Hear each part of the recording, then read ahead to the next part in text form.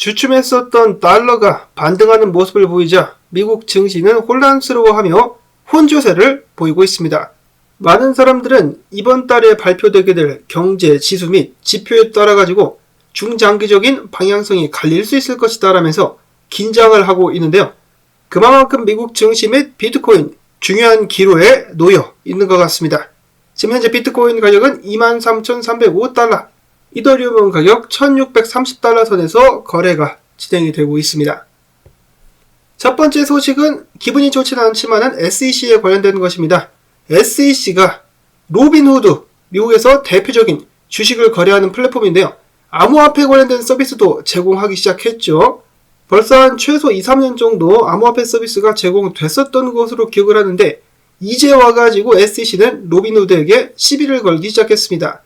SEC는 로빈후드에 소환장을 보냈는데요. 내용은 역시나 로빈후드가 제공하는 암호화폐들의 목록, 암호화폐 보관 및 플랫폼 운영에 관련된 것들이라고 합니다. 또한 최근에 뉴욕 검찰청이 날뛰고 있는 가운데 이번에는 캘리포니아 법무장관실도 나대면서 로빈후드로부터 거래 플랫폼, 고객 자산 보관, 고객 공개, 토큰 상장에 대한 소환 요청을 또 신청하기도 했었다고 합니다. 바이든 정부의 명령을 받고 미국의 법 집행 기관들이 계속해서 암호화폐 서비스를 제공하는 곳들에 꼬투리를 잡아가지고 시비를 걸고 있는데요. 역시 SEC가 그 중에 최악이라고 볼 수가 있겠습니다. 매체에서는 밝히기를 만약에 SEC나 법원이 로빈후드가 서비스를 제공하는 암호화폐들 중에 증권이 있다라고 판별이 될 경우 해당 코인들에 대한 서비스를 즉각 중단해야 되게 될 수 있다라고 합니다. 거기서 그치지 않고 벌금도 엄청 뜯어내겠죠. 그 과정 속에서 가장 크게 피해를 보는 사람들은 역시 시민들이라고 볼 수가 있겠습니다. 저도 웬만하면 SEC 소식을 전해드리고 싶지 않은데요. 얘들이 계속해서 움직이면서 공격을 하기 때문에 당분간 관련된 소식들이 계속해서 이어질 것 같습니다. 로빈후드 다음 목표는 어디가 될까요? 페이팔이 될 수가 있겠죠. 그나마 페이팔 같은 경우는 작업증명 위주의 코인들을 상장을 시켰는데 그럼에도 불구하고 한 가지 걸리는 것은 고객 자산 보관, 즉 커스터디를 할 수 있느냐, 그 자격 요건을 가지고 또 시비를 걸 수가 있겠습니다. 게리 겐슬러는 비트코인 빼고는 전부 다 증권이다라고 이야기를 하기도 했었고요. 이렇게 되니까 암호화폐 관련된 사업을 하는 업체들은 눈치를 안 볼래야 안 볼 수가 없습니다. 로이터 통신의 소식통에 의하면 최근에 비자와 마스터카드, 암호화폐 관련된 많은 서비스들 및 발전을 꽤 했었는데요. 이번에 이들이 암호화폐 관련된 신규 파트너십을 무기한 중단하기로 밝혔다라고 합니다. 그 이유는 다음과 같은데 시장 상황과 규제 환경에 새로운 시그널이 나오기를 기다리고 있다. 즉 규제에 대한 확신이 없기 때문에 잠시 사업을 멈추고 상황을 살피겠다라고 이야기를 하고 있는 것으로 풀이가 됩니다.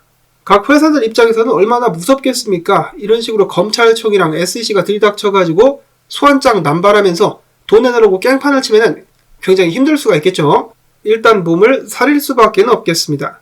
다음으로 비트코인 채굴 회사인 테라울프가 앞으로는 원자력으로다가 비트코인 채굴을 하게 될 것이다 라고 밝혔습니다. 핵폭발 같은 상승 가지야. 자, 그 다음으로는 비트코인의 열렬한 지지자로 알려진 트위터의 창업자 잭 돌시가 탈중앙화된 소셜 네트워크 프로토콜인 노스트를 개발을 하고 있는데요. 이 중에 ISO, 애플 버전인 다무스에서 앞으로 비트코인을 후원할 수 있는 잽 기능을 추가할 것이라고 밝혔습니다. 소셜미디어를 통해서 비트코인으로 후원을 받는다. 와, 겁나 부럽습니다. 이어서는 글래스노드가 들고 온 긍정적인 지표를 한번 살펴보도록 하겠습니다. 자, 물론 온체인 데이터는 언제나 긍정적이라는 말이 있긴 한데요. 그럼에도 불구하고 숫자만 좀 살펴보자면 작년에 FTX가 망한 후로 많은 사람들이 본인들의 비트코인을 지갑으로, 하드웨어 지갑으로 옮기기 시작했었습니다. 그 여파인지는 모르겠지만 2023년 2월 거래소들이 보유한 비트코인 양은 지난 5년을 기준으로 최저치를 기록을 하고 있다고 합니다. 2018년도 이후로 거래소에 비트코인이 가장 적은 상황. 특히나 존버자들이 비트코인을 쟁여놓고 옴짝달싹하지 않고 있는데요. 지금 현재 존버자들이 들고 있는 비트코인이 거래소에 있는 비트코인들보다 숫자가 더 많다라는 것인데요. 대략적으로 16% 정도 이 존버자들이 들고 있는 비트코인 양이 거래소에 있는 비트코인 양보다 더 많다라고 합니다. 자, 그리고 비트코인 가격이 올해 들어서 좀 올랐음에도 불구하고 사람들이 많이 팔고 있지 않다라고 합니다. 그러면서 계속해서 존버를 이어가고 있다는 것. 그만큼 비트코인에 대한 신뢰가 올라갔다라고 볼 수 있는 것이 아닐까. 긍정적인 지표라고 볼 수가 있겠습니다. 온체인 데이터. 다음으로 크립토 퀀트의 기고자인 그리즐리라는 양반은 과거에도 나온 지표인 것 같긴 한데요. 이런 식으로다가 SOPR 지표상에서 2편간의 골든 크로스가 나올 때마다 과거에 비트코인이 크게 상승했었다. 이번에도 크로스를 한번 날랑말랑 폼을 잡고 있는데 뚫고 위로 꺾여서 올라가게 되면 비트코인 가격 이번에도 큰 상승 기대해 볼 수 있겠으나 반대로 맞고 내려오게 되면은 아래로 꺾이면은 가격 하락이 나오게 될 수 있다. 그만큼 지금 중요한 상황이라고 볼 수가 있겠습니다. 자, 그리고 S&P 500도 마찬가지인데요. 많은 사람들이 최근에 미국 증시가 크게 떨어질 것이다라고 예측을 하고 있는데 다른 각도에서 보면은 채널에서 상단 돌파를 하고 지지 확인을 하는 그런 모습이라고 합니다. 그 말인즉슨 지지 확인 후에 더 크게 상승할 수 있다는 것이죠. 그럼 비트코인도 함께 날아갈 수 있을 것인데 다른 각도에서 보면은 S&P 500 지금 더 높은 저점을 만들고 있는 것으로 보인다. 꺾여서 떨어지지 않는다면 위로 올라갈 수 있다는 것이겠죠. 더 높은 저점에 이은 더 높은 고점. 저스틴 밴드 분석가도 지금 현재 S&P 500의 모습이 다이아몬드 스텝을 밟으면서 추세를 한번 바꿔주려고 하는 것처럼 보인다라고 이야기를 했습니다. 위로 갈 수 있을 것인가? 일단 달러가 최근에 좀 흐지부지한 모습을 보이면서 증시 및 암호화폐에게 기회를 다시 한번 주고 있는 듯한 모습이 보여지고 있기도 한데요. 렉트 캐피탈 분석가는 월봉으로 봤을 때 최근에 비트코인이 조정을 받고 있긴 하지만 그렇다라고 해가지고 지금 비트코인이 지난 고점으로부터 내려온 상승 추세를 뚫기를 멈춘 것은 아니다. 계속해서 뚫기 위해 노력하고 있다라고 이야기를 했습니다. 자, 근데 월봉 기준으로 봤을 때 다른 관점, 닥터 프라피드라는 분석가 같은 경우는 지금 현재 비트코인 월봉 52평이 강력한 저항으로서 작용을 하고 있다. 이거 뚫지 못하고 다가오는 3월달에 좋지 않은 경기 지표가 나오게 된다. 즉 증시에 불리한 지표들이 발표가 되게 된다라면은 더불어 가지고 비트코인 가격이 추가적으로 하락할 수가 있겠는데 21,700달러까지 하락할 것으로 예측을 하고 있었습니다.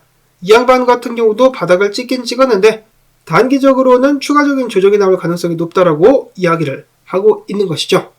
그렇다라는 것은 25,000달러대가 단기적인 고점이었었다라고 볼 수가 있는 것인데 비트코인이 25,000달러 돌파에 실패한 후에 2023년도에는 첫 번째로 단타자들이 손절을 치고 나갔었다는 데이터가 어제 나오기도 했었습니다. 자, 이런 식으로다가 당분간 흔들기가 계속될 것인가? 킹핀 크립토라는 양반은 이야기하기를 비트코인이 다시 한번 이런 식으로다가 추가적인 조정을 받게 될 것, 21,200달러까지 보고 있었습니다. 이런 식으로 가면서 한번 개미들을 살짝 털어줄 것이다. 뭐 이 정도까지만 내려가도 사람들 사이에서는 이번 상승 끝났다, 15,000달러 간다라는 말이 충분히 나올 수가 있겠죠. 그리고 좀 더 내려가면 밑에 CME 갭도 있기 때문에 거기까지 흐를지도 모르는 일이겠습니다. 이어서는 기타 소식들 보도록 하겠습니다. 전 세계 시바 팬들이 기다리고 있는 시바리움 베타 버전 출시를 앞두고 시바이누의 주소 숫자가 사상 최고치를 돌파했다라고 합니다. 그와 더불어 가지고 잔액이 빵원이 아닌 고유 주소 숫자 수 또한 계속해서 증가를 하고 있다라고 하는데요. 데이터상의 분위기는 전혀 나빠 보이지 않습니다. 정말 한번 개같이 달려보기 위해서 준비를 하고 있는 시바이누, 다시 한번 2013년도에도 돌풍을 불러일으킬 수 있을 것인가?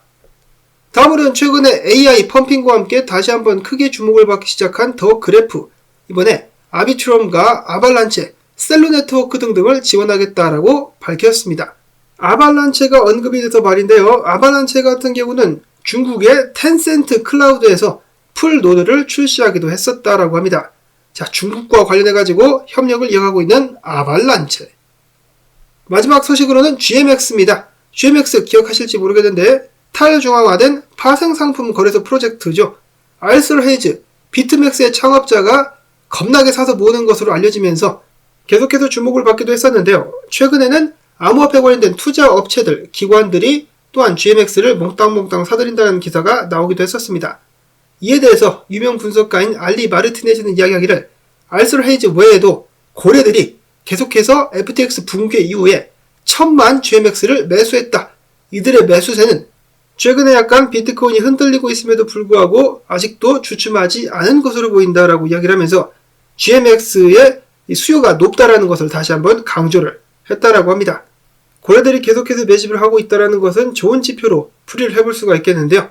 자, GMX 과연 어디까지 상승할 수 있을 것인지 지켜보도록 하시면서 오늘 영상이 조금 도움되셨다면 토마토밭 도와주기, 광고 한 편만이라도 마지막까지 틀어주기, 광조댓 부탁을 드립니다.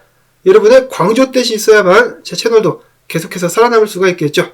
그러면 저는 다음에 새로운 소식 가지고 인사를 드리도록 하겠습니다. 안녕히 계십시오.